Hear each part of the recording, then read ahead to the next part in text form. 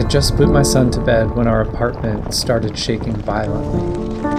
We lived on the third floor of an old building in a row of apartments that stood shoulder to shoulder.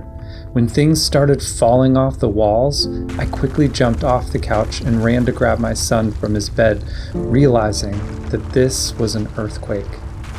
Our building was rocking back and forth like a boat, our hanging lights in the hallway swinging from ceiling to ceiling.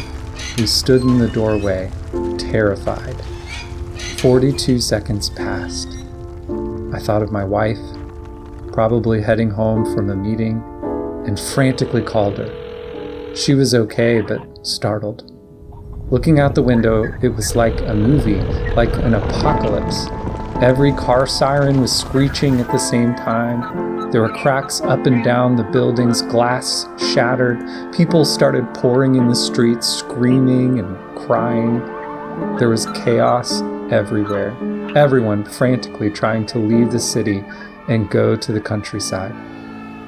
I ran to the cold winter outside, forgetting our coats and shoes, totally unprepared.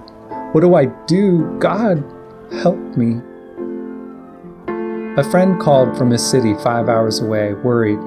She felt the earthquake violently as well, 6.8 magnitude.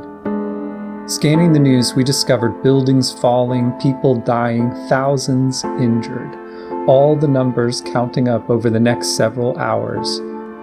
In the aftermath of the earthquake, we all felt aftershocks, each bringing about more insecurity of our present life.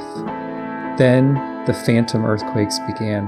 Hundreds of tiny movements from my wife or son or even a truck outside caused an adrenaline-filled tension and racing thoughts that there was another earthquake.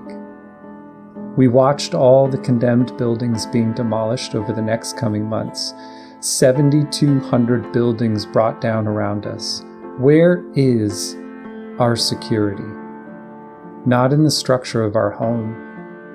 Where is my reality grounded? Not in my senses. Where is my comfort?